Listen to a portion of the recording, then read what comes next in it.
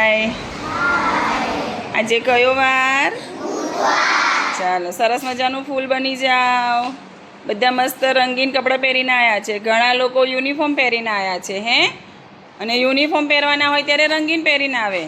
ચલો સરસ. માથું ઓળવાની એક્શન કરો તો બધા. તમે માથું ઓળીને આવો છો ને? અરે વાહ. ચલો હેન્ડ વોશ કરો, હાથ ધો. અરે વાહ, ઘસો તો. બહુ સરસ. ઓકે. જો આજે આપણે એક સરસ વાર્તાનો અભિનય કરવાના છીએ. વાર્તાનું નામ છે, ટીચરે લખ્યું છે ને, હે, સમજુ બકરીઓ. તો અહીંયા આપણે સરસ પાત્ર ભજવીને આ વાર્તા સમજવાની કોશિશ કરવાના છીએ. સાંભળશો ને બધા? બધા વાર્તા સાંભળશો ને? ઓકે. એક નદી હતી, તેના પર સાંકડો પુલ હતો જે બે ગામને જોડતો હતો. એક દિવસ બંને ગામ બાજુથી સામસામે બે કૂતરાઓ આવ્યા. બંને બરાબર સામસામે આવતા પુલ વચ્ચે બેસી ગયા. બંને વચ્ચે ઝઘડો શરૂ થયો.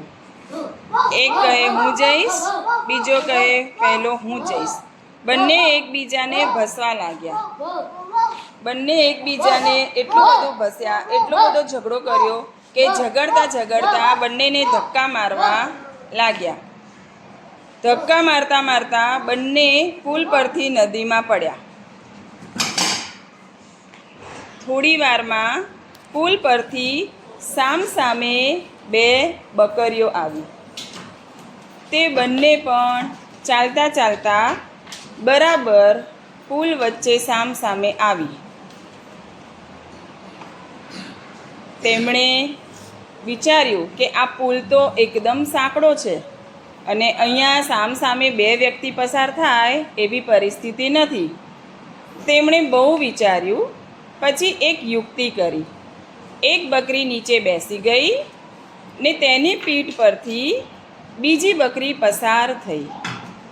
પછી પહેલી બકરી ઊભી થઈ અને પોતાની દિશામાં આગળ વધી અને બંને પોતપોતાના સ્થાને શાંતિથી અને સરળતાથી પહોંચી ગયા. મજા આવી વાર્તામાં?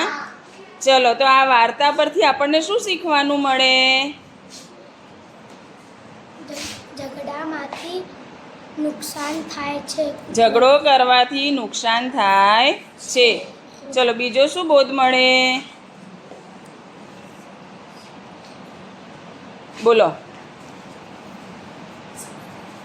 ચલો, બીજો શું બોધ મળે? કોણ કહેશે કે શું મળ્યું આ વાર્તા? તમને ગમી ને વાર્તા? વાર્તા ગમી કે નહીં? તો તમને બીજું શું સમજવાનું મળ્યું આમાં? હે, કે આપણે સમજદારીથી કામ લેવું જોઈએ. ઝઘડો કોને કર્યો? કોણે ઝઘડો કર્યો? અને એવું કરવાથી શું થયું? બંને મરી ગયા ને નદીમાં પડીને.